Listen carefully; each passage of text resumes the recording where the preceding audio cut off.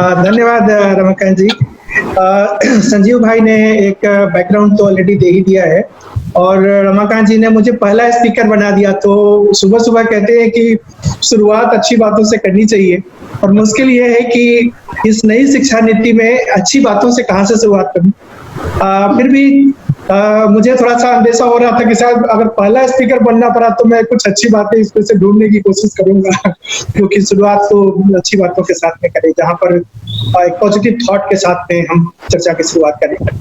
तो एक चीज है कि जो मैं इस पॉलिसी को मैं पढ़ रहा था तो ऐसा लगता है कि पॉलिसी ने जो 1968 में जो शिक्षा नीति बनी थी, फिर 1986 के अंदर में जो शिक्षा नीति का मसौदा बना और उसका जो संशोधन 1992 में हुआ, इन सबके ऊपर में बिल्ड किया है और एकदम से ऐसा नहीं है कि नए सिरे से पूरी तरह से नई सोच के साथ में ये बनाई गई है।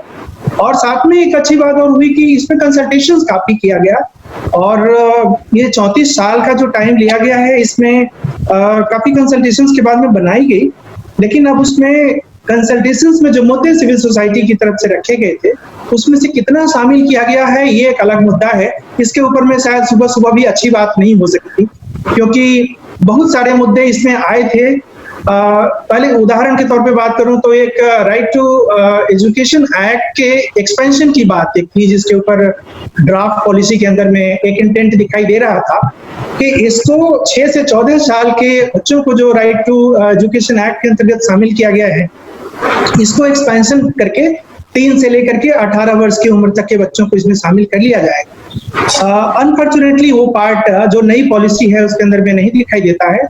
हालांकि ये एक इंटेंट जरूर दिखाया गया है कि 3 से 18 साल के उम्र के बच्चों को शामिल किया जाएगा एजुकेशन में निःशुल्क और सर्वव्यापी शिक्षा के लिए। लेकिन ये आरटी एक्ट के मैंडेट के बिना किस तरह से होगा, ये बातें ठीक तरीके से समझ में नहीं आती है क्योंकि पॉलिसी सरकार का एक इंटेंट होता है जो केवल ये बताता है कि सरकार इस पॉलिसी के द्वारा क्या करना चाहती है।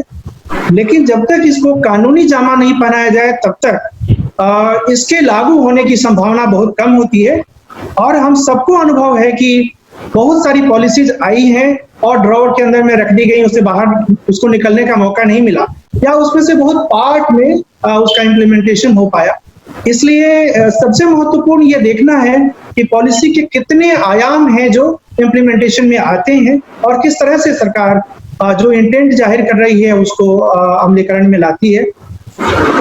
एक मुद्दा इसमें मदर टंग का है कि ये जो कहा गया है पॉलिसी के अंदर में कि 5 साल की 5वीं क्लास तक की जो शिक्षा होगी वो मातृभाषा में शिक्षा दी जाएगी। अगर इसको हम लोग इस कॉन्टेक्स्ट में देखने की कोशिश करें कि 2 साल से 6 साल के बीच में अधिकतर जो दिमाग का विकास है बच्चों का वो हो जाता है। लगभग कहते हैं कि 85% जो ब्रेन का और ब्रेन की कैपेसिटी का डेवलपमेंट होता है वो इस उम्र की सीमा के अंदर हो जाता है और बच्चे शुरुआत में जो उनकी मातृभाषा होती है उसमें बेहतर तरीके से सीखते हैं। तो शायद इसको कहीं माना जा सकता है, एक बेहतर इंटेंट माना जा सकता है कि मदर टंग में बच्चे सीखेंगे शुरुआती दिन में, तो शायद वो बेहतर शिक्षा की शुरुआत वहां से हो सकती है।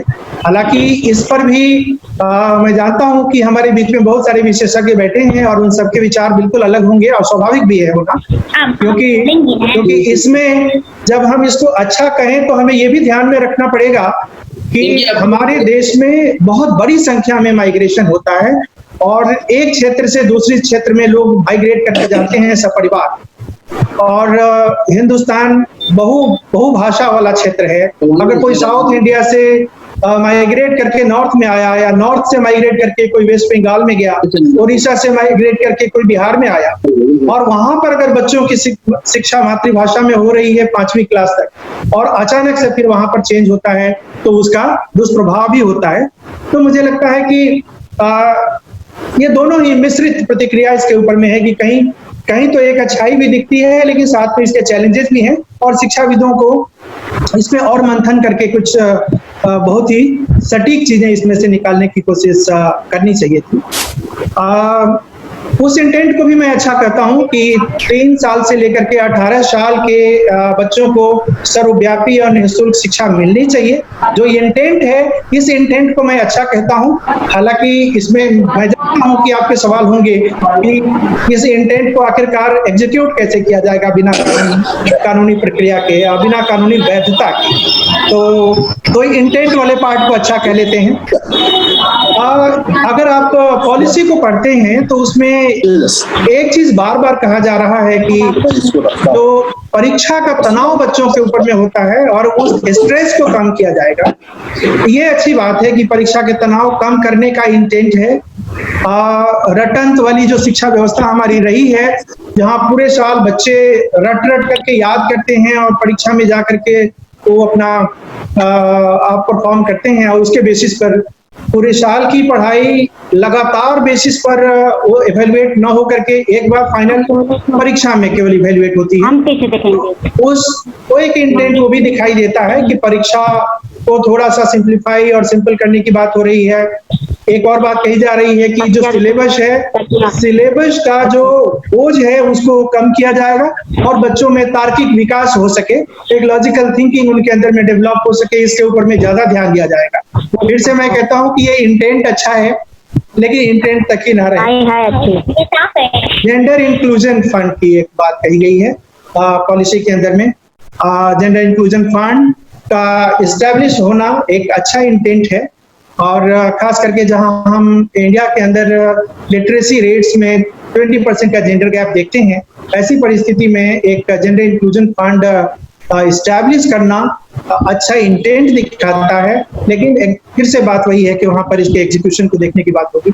और एक लास्ट जो अच्छी बात की सिलसिला जो मैंने शुरू किया है उस पर मैं कर लूं कि कहीं एक जगह लिखा हुआ है कि टीचर्स का जो रिक्रूटमेंट होगा वो बहुत प्रायोरिटी के बेसिस पे किया जाएगा। सो जल्दी टीचर्स का रिक्रूटमेंट किया जाएगा। शिक्षकों की जो कमी है स्कूलों के अंदर और जो 30:1 और 25:1 का जो पीटीआर मेंटेन किया जाना चाहिए उसको मेंटेन किया जाएगा, तो वो इंटेंट की जगह पर अच्छा दिखाई देता है। एग्जीक्यूशन, फिर वहां पर एग्जीक्यूशन की बात एक रहेगी। लेकिन ये अच्छी बातें कर लेने के बाद में अब जो हार्डकोर इश्यूज के ऊपर में आते हैं, एक अच्छी बात मैं और बोल रहा हूँ, सरकार ने का इंटेंट जो दिखाई देता है इस डॉक्यूमेंट के अंदर, वो कहते हैं कि 6% जो जीडीपी का है वो एलोकेट किया जाएगा एजुकेशन के ऊपर में। ये पिछले 50 सालों से ये बात होती रही है। कोठारी साहब ने संभवतः 1965-66 के आसपास में ये बात रखी थी कि एजुकेशन को प्रायोरिटाइज करने की जरूरत है और प्रायोरिटी शब्दों में नहीं हो सकती है बल्कि इसको फाइनेंशियल सपोर्ट दिए जाने की जरूरत है। तो वो 6% जो जीडीपी का एलोकेट करने की प्रक्रिया की बातचीत शुरू हुई थी वो आज तक बातचीत के स्तर पर ही है और अभी भी केवल एजुकेशन के ऊपर में हार्डली 3.1% का एलोकेशन हो पाया है। हालांकि शिक्षा जो 50 साल पहले जो शिक्षा की जरूरतें थी, जो शिक्षा के चैलेंजेस उस समय थे, उससे काफी हद तक शिक्षा के चैलेंजेस अब तक बदल चुके हैं। तो आज की तारीख में ये 6% भी शायद कम है और इसको भी और ऊपर ले जाने की जरूरत है। फिर भी एक मंशा के तौर पे देखें तो ये मंशा ठीक है कि 6% मतलब हम इसको देखते हैं कि बजटरी एलोकेशंस को और ऊपर बढ़ा करके एजुकेशन सेक्टर की जो चैलेंजेस हैं उनको एड्रेस करने की बात इस शिक्षा नीति के अंदर में कही गई है। कॉमन स्कूलिंग का, लेकिन यहीं पे हमें ये भी देखना पड़ेगा कि कॉमन स्कूलिंग की जो चर्चा 60s के दौर में शुरू हुई थी वो चर्चा आज तक होती रही है अनफॉर्चुनेटली। और ये बहुत दुर्भाग्यपूर्ण तरीके से मैं कहूंगा कि शिक्षा नीति के अंदर में कहीं पर भी कॉमन स्कूलिंग को फोकस करने की बात नहीं कही गई है। इनइक्वालिटी के संदर्भ में जब आप देखते हैं लगभग 50% बच्चे आज उत्तर प्रदेश में प्राइवेट स्कूल्स के अंदर पढ़ रहे हैं, सरकारी स्कूलों में केवल 50% बच्चे रह गए हैं। तो और प्राइवेट स्कूलों को का एक अलग तरह का कल्चर है, वहां पे फी की एक अलग तरह की व्यवस्था है जिसमें गरीब तबके से आने वाले लोगों को वो शिक्षा नहीं उपलब्ध हो पाती है। उसमें भी बेहतर एजुकेशन की अगर हम बात करें, अच्छे क्वालिटी एजुकेशन की, तो जो गिने चुने जो सरकार प्राइवेट स्कूल्स हैं वहां पर मिलती है। वहां पर एक अलग तरह का कल्चर और खास करके आजकल जो न्यू इकोनॉमी से संबंधित एजुकेशन की जरूरत होती है, उस हिसाब से वहाँ पर पढ़ाई जरूर मुहैया कराया जाता है, लेकिन ऐसे स्कूलों की संख्या बहुत कम है।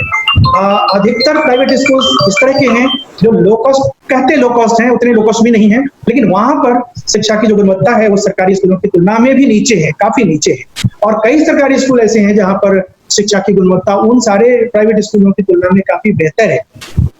तो ऐसी स्थिति में कॉमन स्कूलिंग के कॉन्सेप्ट को छोड़ दिया जाना या उसको प्रायोरिटाइज नहीं किया जाना एक भय का स्थान पैदा करता है कि किस तरीके से इक्विटेबल एजुकेशन दिया जा पाएगा और एक कमजोर तबके से आने वाले बच्चे को वही शिक्षा मिल पाएगी जो आर्थिक रूप से मजबूत तबके के लोगों को शिक्षा मिलती है। और जब तक हम शिक्षा के स्तर पर समान शिक्षा की व्यवस्था नहीं करेंगे हर तबके के बच्चों के लिए, तब तक भेदभाव की शुरुआत वहीं से शुरू हो जाएगी।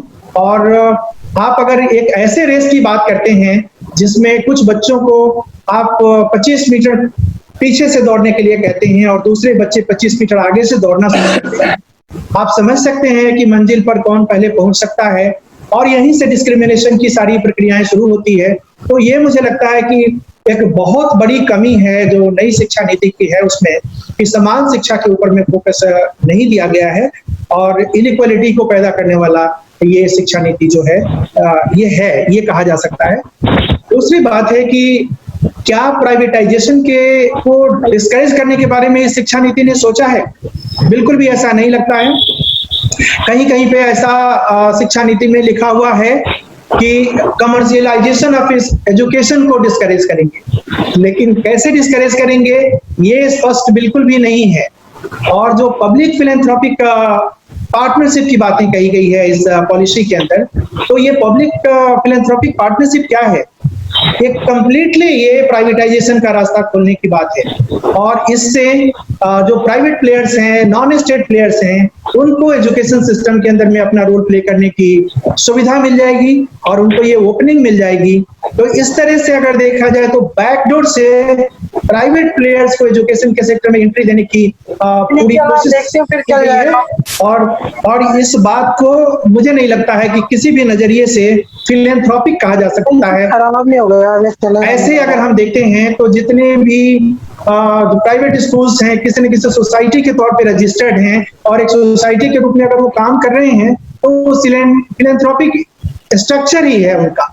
लेकिन ये शिक्षा नीति जो है वो बहुत स्पष्ट तौर पे कह रहा है कि फिलैंथ्रोपिक पार्टनरशिप को हम लोग इसमें प्रमोट करेंगे और अगर फिलैंथ्रोपिक पार्टनरशिप के बैकडोर से प्राइवेट प्लेयर्स की एंट्री हो जाएगी तो आप सोच सकते हैं कि लाखों की फी पर एनम की फी रखने वाले जो प्राइवेट स्कूल्स हैं वो किस तरह से बच्चों को डिस्क्रिमिनेटरी एजुकेशन के फ्रेमवर्क में डाल देने का काम करते हैं। इसको इस शिक्षा नीति ने एड्रेस करने की कोशिश नहीं की है और यहाँ पे हमारी निराशा है इस शिक्षा नीति को लेकर के। लीगल बाइंडिंग नहीं है, ये कई कंसल्टेशंस इस पे हो चुके हैं।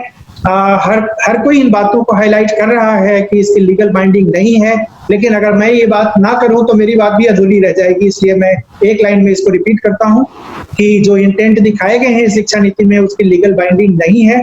बिना लीगल बाइंडिंग के ये 3 इयर्स टू 18 इयर्स तक के बच्चों को निःशुल्क और सर्वव्यापी शिक्षा उपलब्ध कराने की जो बात कही गई है ये सफल नहीं हो पाएगा और ये केवल कागजों में बना रह जाएगा। एक अगला जो एक नेगेटिव पार्ट मुझे दिखाई देता है पॉलिसी के प्रावधान के अंतर्गत, उसमें ये कहा गया है कि 6 साल की उम्र के जो बच्चे हैं वहां से ही, मतलब छठी क्लास से बच्चों को वोकेशनल एजुकेशन उपलब्ध कराया जाएगा।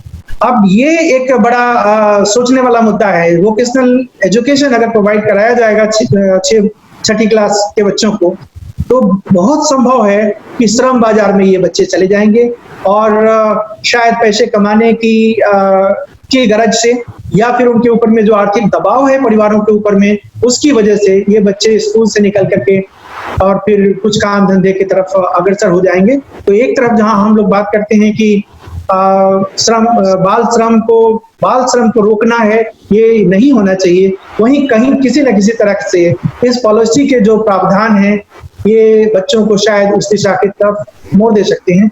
और इसमें कुछ लोग ऐसा भी कहते हैं कि वोकेशनल एजुकेशन बच्चों में एक कौशल विकास में मदद करेगा, लेकिन वो किस तरह से कौशल विकास में मदद करेगा और कैसे वो अपने पैरों पे खड़े हो पाएंगे, इसको भी सोचना बहुत जरूरी है। ऐसे बहुत सारे लोग हैं जो बेरोजगार हैं और पूरी तरह से प्रशिक्षित हैं, उसी भीड़ में आखिरकार ये बच्चे भी चले जाएंगे, तो मुझे नहीं लगता है कि ये अपने ऑब्जेक्टिव को फुलफिल कर पाएगा। तो इस नजरिए से अगर देखते हैं तो ये एक नेगेटिव एस्पेक्ट मुझे दिखाई देता है। स्कूल ड्रॉपआउट्स को किस तरह से मेन स्ट्रीम करेंगे और उन बच्चों को कैसे जोड़ेंगे, इसके ऊपर में भी कोई क्लियर रोड मैप इस शिक्षा नीति के अंदर में नहीं दिखाई देता है। जबकि यह शिक्षा नीति स्पष्ट तौर पर यह स्वीकार करता है और कहता है कि जो 75वीं एनएसएसओ की जो सर्वे हुई थी, उसके अंदर में जो डेटा उन्होंने दिया है कि 3.22 करोड़ 3.2 करोड़ जो बच्चे हैं जिनके स्कूल जाने की उम्र है वो स्कूलों से बाहर है, मतलब एक तरह से ड्रॉप आउट है और स्कूल से नहीं जुड़े हुए हैं। तो इन बच्चों को किस तरह से मेन स्ट्रीम एजुकेशन में जोड़ा जाए, ये भी बहुत स्पष्ट तौर पर इसमें निकल के नहीं आ रहा है, जहां जो कि इस शिक्षा नीति का एक वीकनेस के तौर पे दिखाई देता है। और डिजिटल एजुकेशन, इसके ऊपर में काफी फोकस किया गया है यहाँ नई एजुकेशन पॉलिसी के अंतर्गत। तो डिजिटल एजुकेशन में कोविड के दौरान जो थोड़ा बहुत हम लोगों ने देखा है, बहुत सारे स्कूलों ने एंड्रॉयड फोन का इस्तेमाल करके डिजिटल एजुकेशन को प्रमोट करने का कोशिश किया है और इस तरह के डिजिटल कक्षाएं लगाई है। लेकिन ये बात भी हमें समझना पड़ेगा कि कितने बच्चे, गरीब परिवारों के कितने ऐसे बच्चे हैं जिनके पास में एंड्रॉयड फोन का एक्सेस है और इंटरनेट का एक्सेस है। एक आंकड़े के अनुसार लगभग 70% बच्चे ऐसे हैं जो इससे वंचित रह जाते हैं और डिजिटल एजुकेशन उन तक नहीं पहुंच पा रहा है। ऐसी स्थिति में जब तक हमारा इंफ्रास्ट्रक्चर इतना स्ट्रांग नहीं हो जाता है जिसके अंदर सारे बच्चों को टेक्नोलॉजी की पहुंच हो, तब तक डिजिटल एजुकेशन एक तरह से डिजिटल डिवाइड पैदा करेगा और उन बच्चों को वंचित करने का काम करेगा, न कि उनको नए और डेवलप्ड शिक्षा के तौर तरीकों के साथ में उनको जोड़ेगा। तो अगेन एक बार फिर से उनको ड्रॉप आउट की तरफ लेकर के जाएगा और उन्हें समान शिक्षा के अवसरों से वंचित करेगा, जहां पर वो अपने आप को उन बच्चों के साथ में पेस मैच करने की स्थिति में नहीं होंगे जो बिल्कुल छुटपन से ही स्मार्टफोन का इस्तेमाल करते हैं या लैपटॉप्स का इस्तेमाल करते हैं। तो डिजिटल एजुकेशन को प्रमोट करना एक तरह से कमजोर तबके के बच्चों को वंचित करेगा। तो ये तमाम चीजें हैं जो इसमें काफी नेगेटिव दिखाई देती हैं और सिविल सोसाइटी ऑर्गेनाइजेशन के तौर पे हम सबको ऐसा लगता है कि इन मुद्दों को एड्रेस करने की जरूरत है। अगर ये एड्रेस नहीं किए जाएंगे तो इसका एक बहुत बड़ा और दूरगामी असर समान शिक्षा के जो मकसद है उसके ऊपर में पड़ने वाला है। मुझे लगता है कि हमारे बीच बहुत सारे एक्सपर्ट्स हैं जो इसके निटिग्रिटीज हैं उनके ऊपर में बातचीत करेंगे। तो मैं अपनी बात यहीं पे बंद करता हूँ।